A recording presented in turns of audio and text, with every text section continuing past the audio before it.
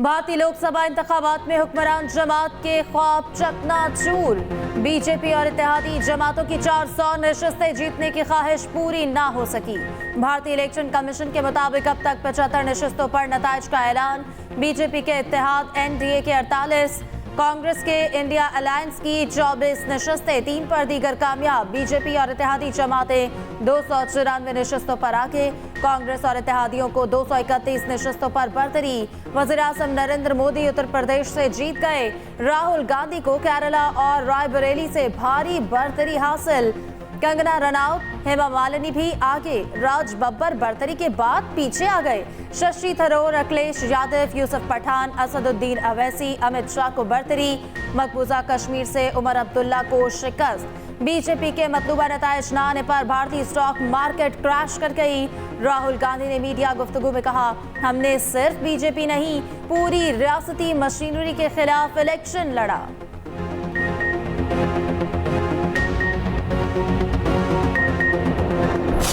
लिखवा लो, सारे exit poll फर्जी हैं। एक एग्जिट पोल वाले ने राजस्थान में टोटल 25 सीट है, उसमें 25 में से 33 दे दिए उन्होंने बीजेपी को।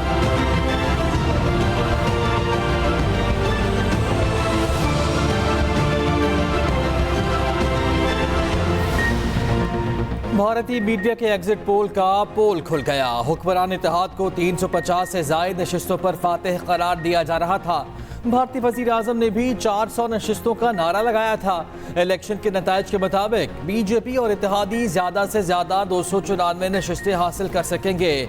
राहुल गांधी का कहना था ये एग्जिट पोल नहीं बल्कि मोदी मीडिया पोल है। अरविंद केजरीवाल ने भी एग्जिट पोल्स को फेक करार दिया।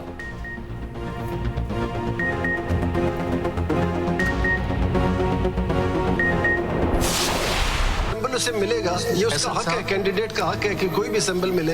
अगर उसको पार्टी का नहीं मिलता तो प्रिस्क्राइब्ड सिंबल में से 67(1) ये कहता है कि कोई भी सिंबल से मिल सकता है। Would have allowed the PTI to do indirectly what it couldn't do directly. Yes. मैंने खुद भी कहा था जब केस चल रहा था, आप शायद नहीं थे वकील। नहीं, मैं नहीं था। तो उनको कहा था भाई ये कर लो, कि क्यों नहीं कर रहे हो, अब इलेक्शन कर लो, क्यों नहीं कर रहे हो, अभी भी वक्त है। खैर वो बातें तो गुजर गई। आजाद उम्मीदवार सुन्नी इत्तेहाद काउंसिल में ना जाते तो पीटीआई का केस अच्छा था। तहरीक इंसाफ कम से कम बल्ले का निशान मांगती तो सही। बल्ले का निशान मिलना या ना मिलना सुप्रीम कोर्ट बाद में देख लेती। चीफ जस्टिस काजी फैज ईसा के मखसूस नशिस्तों के केस में रिमार्क्स। जस्टिस मुनीब अख्तर ने कहा, इंतखाबी निशान एक हो या ना हो, उम्मीदवार पार्टी के ही तस्वुर होंगे। सियासी जमात को इंतखाबी निशान से महरूम करना सारे तनाज़े की वजह बना। चीफ जस्टिस ने रिमार्क्स दिए, इस हिसाब से तो सुन्नी इत्तेहाद में पीटीआई के कामयाब लोग शामिल हुए। जस्टिस आयशा मलिक ने कहा, इलेक्शन कमीशन ने किस बुनियाद पर उम्मीदवारों को आजाद करार दिया था। सुप्रीम कोर्ट ने समाअत 24 जून तक मुलतवी कर दी। ये जो प्रिविलेज है, ये हक सिर्फ आजाद उम्मीदवार का है कि वो किसी दूसरी पार्टी में शामिल। Yes. ये माइंड में रखें कि ये जो लोग शामिल हुए, they were not Yes. independent. Yes. This privilege was available to them or not, ये आपने बताना है। जी। क्या वो शामिल हो सकते थे? जी। अगर हो सकते थे तो उसकी बुनियाद पे रिजर्व सीट उनको मिल सकती थी। सुन्नी इत्तेहाद काउंसिल की दरख्वास्तों पर सुप्रीम कोर्ट में समाअत। जस्टिस मुनीब अख्तर ने रिमार्क्स दिए कि मखसूस नशिस्तों का मामला इलेक्शन कमीशन की एक कानूनी गलती की वजह से पैदा हुआ। सुप्रीम कोर्ट ने इलेक्शन कमीशन की गलती पर स्टैंप लगाई। चीफ जस्टिस काजी फैज ईसा ने कहा कि हमने तो नहीं कहा था कि पार्टी इलेक्शन ना कराए, हर चीज सुप्रीम कोर्ट पर ना डालें। जस्टिस अतर मिनल्लाह बोले, पीटीआई मुसलसल लेवल प्लेइंग फील्ड ना मिलने की शिकायत करती रही। चीफ जस्टिस ने कहा कि लेवल प्लेइंग फील्ड का मामला उस वक्त हमारे सामने नहीं।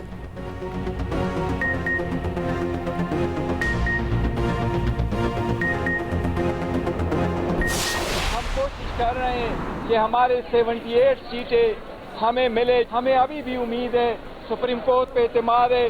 जब ये फाइनली केस कंक्लूड होगा, इंशाल्लाह 25 जून को ये सीटें हमें इंशाल्लाह ताला वापस मिलेगी। सुप्रीम कोर्ट आईन की तशरीह उसकी रूह के मुताबिक करना चाहती है कि जो पार्टी इलेक्शन जीत चुकी हो उस पॉलिटिकल पार्टी को उन सीटों से ज्यादा सीटें ना मिले जितने की वो जनरल सीटें जीत चुकी हों। हमारी मखसूस नशिस्तें किसी और जमात को नहीं दी जा सकती। उम्मीद है 25 जून को फैसला हमारे हक में होगा। चेयरमैन PTI बैरिस्टर गौहर पर उम्मीद कहते हैं तहरीक इंसाफ आवाम की नुमाइंदा जमात है और रहेगी। इलेक्शन कमीशन PTI के इंट्रा पार्टी इलेक्शन को तस्लीम करे। सुप्रीम कोर्ट आइन की तशरीह और उसकी रूह के मुताबिक करना चाहती है। हमें सुप्रीम कोर्ट से उम्मीद और एतमाद है।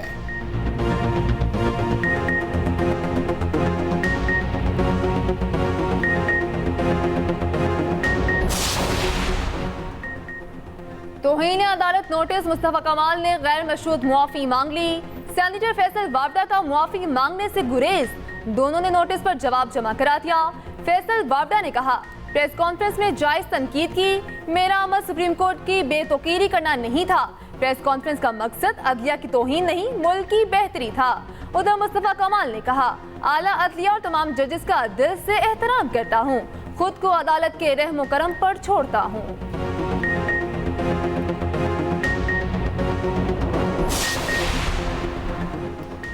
जून के लिए बिजली ₹1.90 फी यूनिट महंगी। जुलाई और अगस्त के लिए फी यूनिट निर्ख 93 पैसे बढ़ा दिए गए। नेपरा ने बिजली की कीमत में इजाफे का नोटिफिकेशन जारी कर दिया। इजाफा रवा माली साल की तीसरी सहमाही एडजस्टमेंट में किया गया।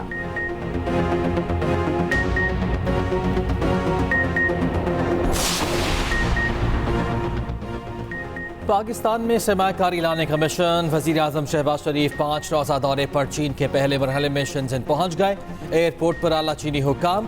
पाकिस्तान में चीनी सफ़ीर जांग जी ढोंग, पाकिस्तान के सफ़ीर खलील हाशमी ने उनका इस्तकबाल किया।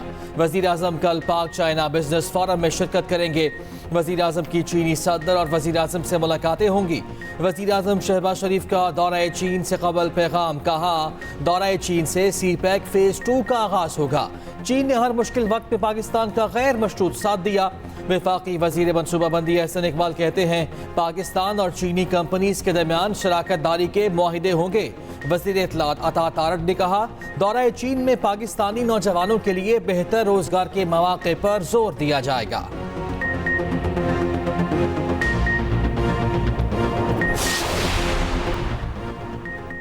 तहरीक इंसाफ के लिए एक और रिलीफ। इस्लामाबाद हाई कोर्ट का PTI सेक्रेटेरिएट फौरी डीसील करने का हुक्म। CTA के खिलाफ PTI की दरख्वास्त मंजूर। जस्टिस समन रिफत इम्तियाज ने महफूज फैसला जारी कर दिया।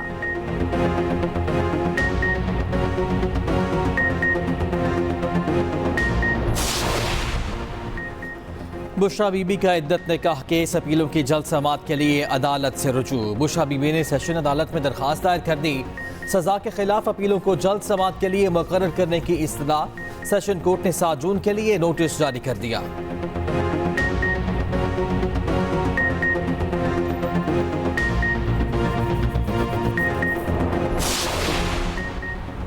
मुतनासिर ट्वीट के हवाले से शिकायत और FIA तलबी notice challenge. PTI chairman barrister Gohar Rauf Hasan Islamabad high court में दरखास्त दायर कर दी। सेक्रेटरी दाखिला, डेप्यूटी डायरेक्टर FIA और तफ्तीशी अफसर को फरीक बनाया गया। दरखास्त में कहा गया बानी PTI के ट्वीट का मकसद पाकिस्तान के लिए यकजा होने का पैगाम देना था। ट्वीट का मकसद मुल्क को बहरान से निकालने के लिए नेशनल डायलॉग के एहतमाम की तरगीब देना था।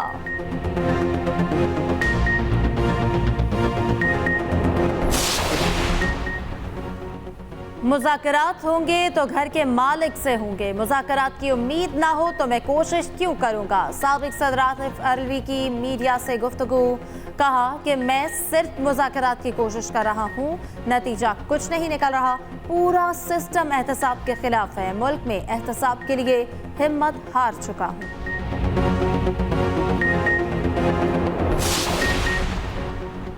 साबिक फाटा पर टैक्स लगाया तो लॉ एंड ऑर्डर की जिम्मेदार वफाकी हुकूमत होगी।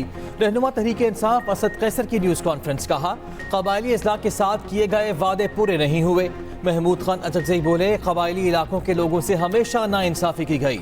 अल्लामा नासिर अब्बास ने कहा जानबूझकर हमें टुकड़ों में बांटा जा रहा है।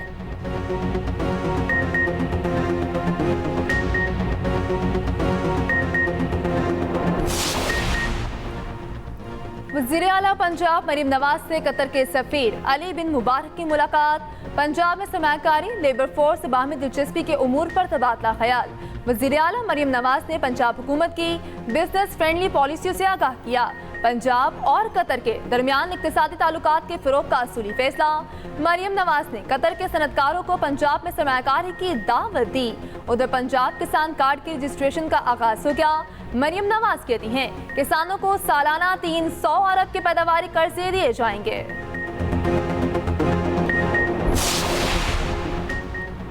साइफर केस का फैसला कौमी राजों से खेलने का लाइसेंस देने के मुतरादिफ है। सीनियर वजीर सिंध शर्जील मेमन कहते हैं कि बानी पीटीआई का मुजीबुर रहमान वाला बयानिया वाज़ेह करता है कि वो मुल्क तोड़ना चाहते हैं। इक़्तिदार ना मिलने पर मुजीबुर रहमान को हीरो करार देना कौमी बयानिया से इनहराफ है। पीटीआई ने कौमी इदारों के खिलाफ डिजिटल दहशतगर्दी की।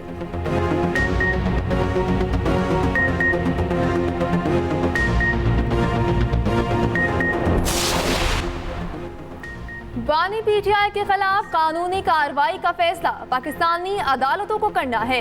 तर्जुमान अमरीकी महकमे खारजा मैथ्यू मिलर की न्यूज़ ब्रीफिंग। कहा, बानी पीटीआई से मुतालिक सवालात का कई बार जवाब दे चुके हैं।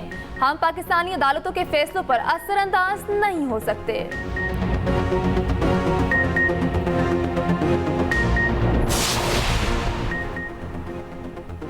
इस्लामाबाद का इलेक्शन ट्रिब्यूनल तब्दील करने की दरख्वास्त काबिल समाअत करार। इलेक्शन कमीशन ने नून लीग के अरकान कौमी असम्बली की दरख्वास्त पर समाअत की।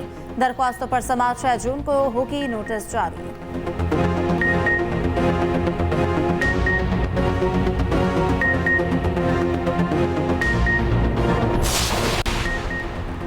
गुजरात के हल्का पीपी 32 में मुबैना धांधली के खिलाफ दरखास्त पर समाअत। इलेक्शन कमीशन ने चौधरी परवेज इलाही की दरखास्त पर फैसला महफूज कर लिया। परवेज इलाही के वकील ने कहा, मास्क पहने लोगों ने पोलिंग स्टेशन पर कब्जा करके ठप्पे लगाए। कई पोलिंग स्टेशन पर खवातीन के वोटों की शरह 10% से कम है। चीफ इलेक्शन कमिश्नर ने कहा कि आप चाहते हैं इस बुनियाद पर इलेक्शन कलअदम करार दे दें।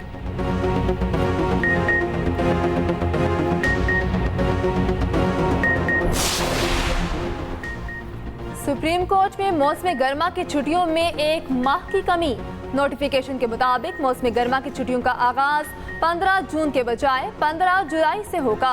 ज़िले इल्तवा मुकदमात के पेश नज़र छुट्टियों में कमी का फैसला किया गया।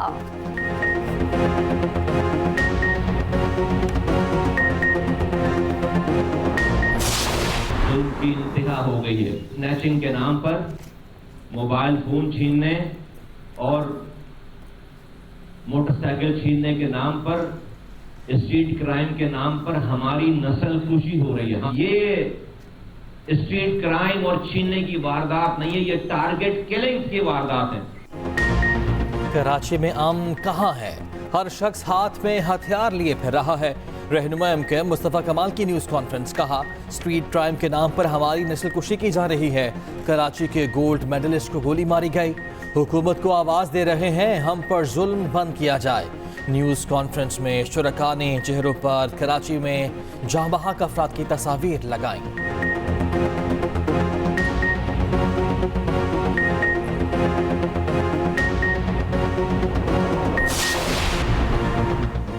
मुल्क भर में गर्मी की शदीद लहर बरकरार। पंजाब के मुख्तलिफ शहरों में गुज़श्ता शाम की बारिश के बाद सूरज फिर आंखें दिखाने लगा।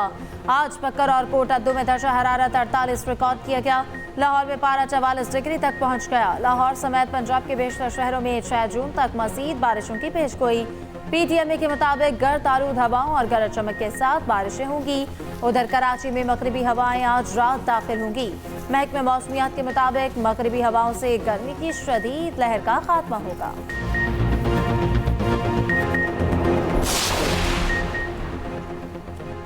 वफाकी वज़ीर दाखिला मोहसिन नकवी की वेटिकन सिटी में पोप फ्रांसिस से मुलाकात। बैनुल मज़हब हम आहंगी, मबाहिसे अमन और भाईचारे के फ़रोग़ पर तबादला ख्याल। पोप फ्रांसिस ने सानह जड़ावाला के बाद गिरजाघरों की फौरी तामीर और मरम्मत को सराहा। पोप फ्रांसिस ने कहा, वज़ीर आज़म की दावत पर दौरे पाकिस्तान की कोशिश करूँगा। पोप फ्रांसिस का फ़लस्तीन की सूरत हाल पर तशवीश का इज़हार। वज़ीर दाखिला मोहसिन नकवी ने कहा, पाकिस्तान में अक़लियतों का तहफ़्फ़ुज़ हमारी अव्वलीन तरजीह है।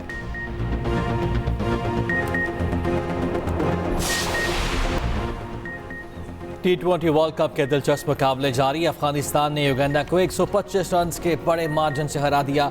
अफगान टीम ने पहले खेलते हुए 183 रन बनाए। रहमतुल्लाह ने 74 और इब्राहिम ज़दरान ने 70 रन स्कोर किए। जवाब में युगांडा की पूरी टीम 58 रन पर ढेर हो गई।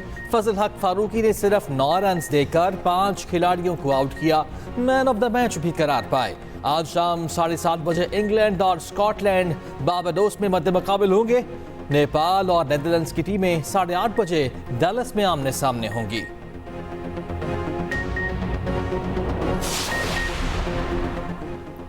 कौमी क्रिकेट टीम का प्रैक्टिस सेशन बारिश के बायस मुतासिर।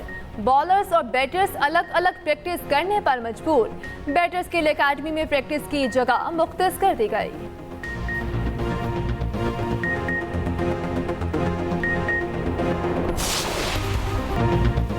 ईद कुर्बान करीब आ गई। मवेशी मंडियों की रौनकें बढ़ गई। शहर शहर सजे सवरे जानवर नजर आने लगे। कहीं सफेद बैलों के जलवे, कहीं हार सिंगार के साथ ऊंट बराजमान। राजनपुरी बकरे भी किसी से कम नहीं, दाम एक से बढ़कर एक।